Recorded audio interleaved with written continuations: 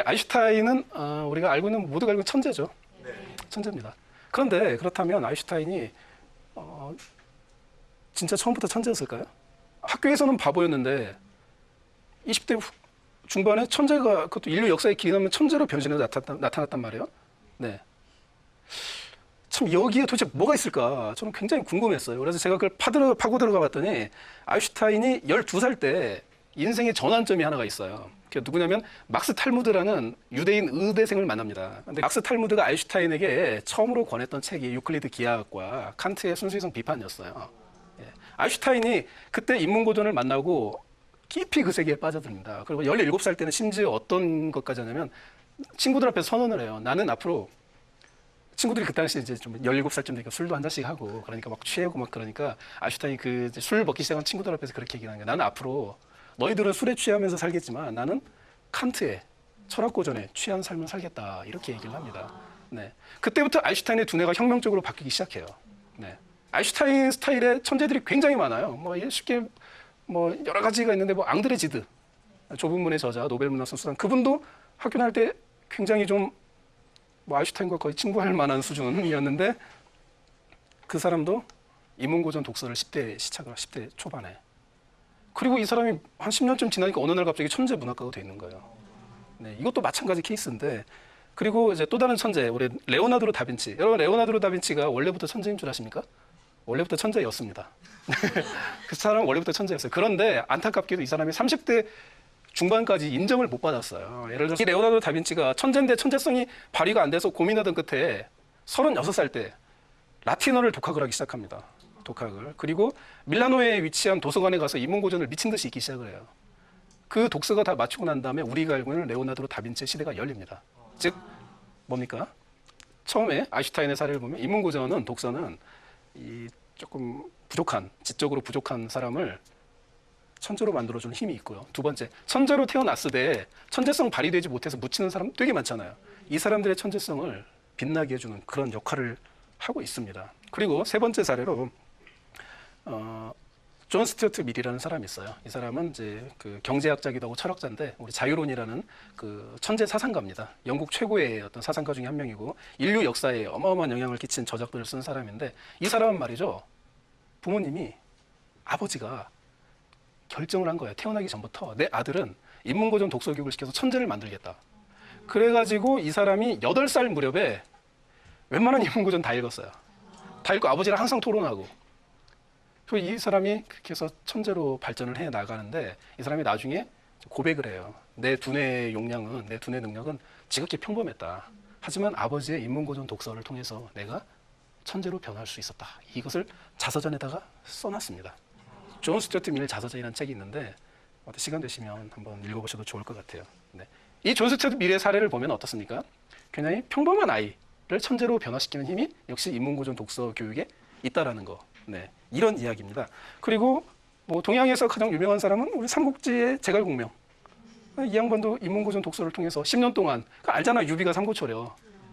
그 오두막에서, 뭐 오두막인지 뭔지 모르겠지만 거기서 10년 동안 융중이라는 곳에서 인문고전을 광적으로 읽는 기간이 있거든요. 그리고 천재로 변화하는 그런 게 나옵니다. 네. 자, 그런데 이 인문고전 독서가 이렇게 중요한 거예요. 중요한 건데, 그렇다면은 중요한 거니까 뭔가 중요한데 우리나라는 모르잖아요. 여러분 인문고전 읽으세요? 다 알아요, 안 읽는 거. 네. 겠죠. 고민하는 표정을 왜 짓고 그러시는지.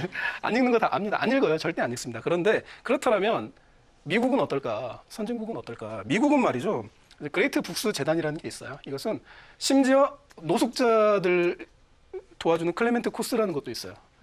이런 프로그램들의 목적은 뭐냐면 인문고전을 누구나 읽을 수 있게 연결해주는 국가에서 만든 도서관 프로그램이에요. 이게 있어서 자기가 원하기만 하면 누구나 인문고전을 다 읽을 수 있습니다. 그리고 미국의 아이비리그 대학을 보면 우리가 하버드나 에일대가 대단하다고 생각하시죠.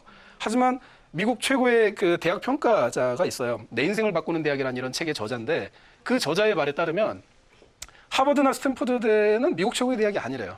이것보다 훨씬 더 지성적인 대학이 있는데 거기가 뉴 대학, 리드 대학, 말보로 대학, 세인트 존스 대학이 있다고 합니다. 이 4개 대학인데, 이 대학의 특징은 뭐냐면 하버드 대학이나 다른 아이비리그 대학은 입학생들이 전교 상위 5% 안에 든 사람들이 다 입학을 하잖아요.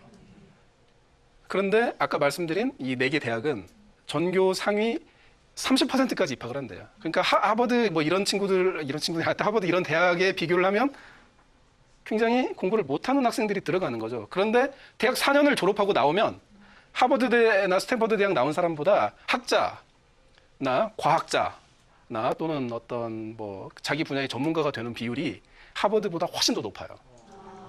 그래서 여기 미국에서 가장 지성적인 대학 4군데에는 아이비리그와 전혀 상관없는 대학이라는 그런 연구 결과가 있습니다. 근데 우리나라 분들은 그걸 모르시죠. 네, 뭐 이유는 간단해요. 그런 책을 알려주는 책이 나는데 안 읽으니까. 아주 간단합니다. 네. 근데 뭐냐, 이 중에서도 가장 최고의 대학, 4개 대학, 거기가 바로 세인트 존스 대학인데, 세인트 존스 대학은 대학교 4년간의 교육 과정이 인문고전 읽는 것밖에 없어요. 우리나라로 따지면, 뭐, S대, 뭐 이런 데 가서 공부 안 하고 4년 동안 인문고전 읽고 토론하는 거예요. 네. 이런 프로그램이 있습니다. 그리고 뭐 리드 대학, 여기 나온 사람이, 대표적인 사람이 우리, 누굽니까? 스티브 잡스. 예, 뭐 좀 아이폰으로 유명한 그 양반이 고백을 했죠. 내가 최고의 사업가가 될 수 있었던 이유는 대학 재학 시절에 이분이 뭐 중퇴했어요. 대학 그 리드 대학도 인문고전 100권 읽기 프로그램이 있어요. 그 프로그램에 굉장히 큰 혜택을 내가 받아서 이렇게 성공할 수 있었다. 제가 알고 있는 것보다 훨씬 상상을 초월할 정도 인문고전 독서를 한대요. 제가 알고 있는 건 이런 거였거든요. 미국 명문 사립 중고등학교는 그렇게 합니다. 일단 플라톤의 국가 뭐 그런 책이 있어요. 하여튼 유명한 책입니다. 지은 지 2000 몇 년이 넘은 책인데 플라톤의 국가가 있으면 이 책을 읽어요. 국가를 처음부터 다 읽고 그 다음에 애들이 어떻게 하냐면 도서관에 가요. 학교 도서관에 가서 국가에 관련된 주석서를 다 찾아 읽고 해설서. 그리고 와서 에세이를 쓴단 말이에요. 그리고 선생님 앞에서 토론을 해요. 네. 우리나라 한번 비교해 보세요. 진짜 이렇게 한단 말이에요. 저는 여기까지 알고 있었는데 이분이 하는 말이 그게 전부가 아닙니다. 거기에서는 플라톤의 국가를 읽고 이걸 가지고 국가 100개 쓰기를 한다고. 100개 쓰는데 이 강도가 어마어마하대요. 상상을 작가님 상상을 초월한다고. 저도 깜짝 놀랐어요. 도대체 그게 뭐냐 이렇게 물어봤더니 뭐 영어로 뭐라고 보내주셨는데 너무 어려워서 잊어버리고 말았습니다. 이제 나중에 한번 다시 물어보든지 할게요. 아무튼 이런 상황이에요. 보면 힘의 구도가 항상 중국, 우리나라, 일본이었단 말이에요. 그런데 말이죠. 어느 날 갑자기 일본, 한국, 중국으로 바뀌잖아요. 네, 여기를 인문고전 독서, 책을 통해서만 얘기한다면 어떤 재밌는 역사적 사실이 숨어 있냐면요. 그게 언제부터 바뀌냐면 1868년부터 바뀌었습니다. 이때가 메이지 유신, 일본에서 메이지 유신을 시작을 했던 데인데 이 메이지 유신이 일본 근대화를 이제 만든 그런 건데요. 이 당시에 메이지 시대에 일본이 국가에서 번역청을 설립을 했어요. 인문고전만 집중적으로 번역하는 번역청. 그럼 그 당시에 일본 국민들이 막 지도부자부터 시작해서 인문고전을 광적으로 막 읽었던 시대가 그때 펼쳐집니다. 그 당시에 수천 권의 인문, 서양, 동서양, 뭐 인도 막 모든 전 세계 고전이 다 번역되잖아요. 국가 주도로. 가장 국가에서 역점을 줬던 사업이 그거. 왜 그러냐면 간단하잖아요. 사람이 머리가 있어야 뭔 일을 하는 거죠. 네. 그렇지 않습니까? 근데 이 머리를 발달시켜주는 건 인문고전밖에 없거든요. 네. 그래서 그때부터 이제 전 일본이 광적으로 읽기 시작하는데 그게 말이죠. 일본이 그때 인문고전 독서 교육도 실시합니다. 당시 일본 최고의 명문고등학교 중에 하나였던 제1고교, 제2고교 이런 사례를 보면은 그 일본 고등학교인데 라틴어가 필수 과목이었어요. 라틴 고전, 서양 고전을 원전으로 읽게 하려고. 그리고 그 당시에 일본 명문학교 학생들은 하루에 인문고전 한 권씩 거의 읽었대요. 독서 일기 항상 쓰고. 그래서 대학을 졸업할 때쯤 되면은 평범한 대학생도 약 4,000권의 책을 읽고 사회에 나오는. 그 당시에 말이죠. 우리나라도 일본을 본받아서 국가에서 번역청을 설치를 했습니다. 그러면 우리나라가 물론 뭐 외세 어려움도 있었겠지만 똑같은 기간에 우리나라는 몇 권 번역한지 아세요? 20권. 몇천 권인데 20권. 우리나라가 얼마나 황당한 나라로 전락을 했냐면요. 플라톤 전집 같은 경우는 일본은 100년 전에 다 완간이 됐어요. 책이 되게 많거든요. 우리나라는 아직도 완간이 안 됐어요. 다 번역이 못 됐어요. 못된 책들이 있어요. 그 격차가 거기서 비롯되는 거예요. 국가, 국민, 사회, 인권 뭐 이런 말 많이 우리가 평상시에 쓰는 말 있죠. 이런 말들은 일본이 메이지 시대에 서양 인문고전을 번역하면서 만든 자국어예요. 그걸 우리나라하고 중국에서는 그대로 우리나라 말처럼 받다 쓰고 있거든요. 왜? 우리가 번역을 안 했기 때문에. 그때부터 우리가 문물을 일본한테 전달받는 나라가 됐어요. 역전이 된 거죠. 인문고전 독서에서. 그 뒤에 이야기는 여러분들이 잘 아시리라고 믿습니다.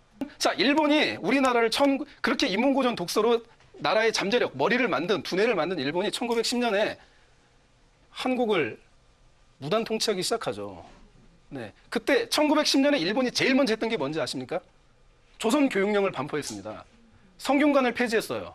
전국의 서당을 없앴어요. 동양고전을 가르치는 유일한 두 기관, 하나는 평민, 하나는 지식인, 사대부 계층. 그러니까 전 국민이 바보로 만들기 시작하는 우민화 정책이 그때부터 시작이 되는 겁니다. 지네들은 죽으라고 읽고. 네. 이 전통이 이제 그때부터 우리나라에서 인문고전 전통이 사라져요. 완전히 독서교육 전통이 사라집니다. 그러다가 어떤 일이 벌어지느냐? 일본이 이제 패망을 하죠. 패망을 하고 미 군정이 들어오잖아요. 자, 여기서부터 이제 또 다른 비밀이 시작이 됩니다. 음모가. 자, 미국은 말이죠. 여러분 잘 아시겠지만 공립학교와 사립학교로 나뉘어져 있어요. 공립학교는 어떤 학교일까요? 공립학교 시스템을 만든 사람들이 처음부터 노동자와 공장 직원을 만들기 위해서 설립한 기관이 공립학교입니다. 유럽에서 산업혁명이 일어났을 때 뭡니까? 뭐 농민들이 그러잖아요. 그냥 이렇게 비 오면 일 안 하고 뭐 겨울에 놀고. 그러니까 공장을 만든 이 자본가들이 보니까 이렇게 했다가는 공장은 어떻게 해요? 매일 출근해서 정확히 자기에게 주어진 일을 해야 되잖아요. 시키는 대로. 그러니까 이거 농민들을 이런 공장의 직원으로 만들어야 되잖아요. 그리고 그 당시에 열강들이 각축하던 시대라서 군인이 필요하단 말이에요. 시키는 대로 하는. 머리는 좀 있는데 아주 뛰어나진 않고. 그래서 그때부터 이제 그 학교가 만들어져요. 공립학교. 그전에는 귀족들만 학교 다녔어요. 가정교사 두고 아시죠? 그 근대적 학교가 산업혁명에 나면서 시작이 되는데 그게 공립학교예요. 그리고 사립학교는 귀족. 가정교사 두고 이렇게 하는 거. 이런 전통이 이렇게 두 개가 쭉 내려오는데 이게 미국이 와서 미국이 처음에는 공립학교가 뭐 그렇게 없었거든요. 미국도 똑같이 그렇게 했죠. 유럽처럼. 그러다가 점점 이제 뭐 히스패닉도 들어오고 동양인도 들어오고 하니까 그 당시에 미국 그 어떤 교육학자 중에 인종차별론자들이 되게 강했어요. 대표적으로 뭐 손다이크 이런 사람이 있는데 이런 사람이 머리를 쓴 거죠. 공립학교를 만든 거예요. 바보를 만드는. 미국 공립학교의 특징은 사립학교 비교했을 때 인문고전 독서를 거의 안 한다라는 거. 이게 있거든요. 왜냐하면 머리를 좋게 만들기 싫다라는 거죠. 너네는 항상 우리 밑에 있으라는 거죠. 그래서 미 군정이 우리나라에 실시되면서 미국에서 우리나라에 도입한 교육 프로그램이 뭡니까? 사립학교 시스템입니까? 공립학교 시스템입니까? 공립학교죠. 네.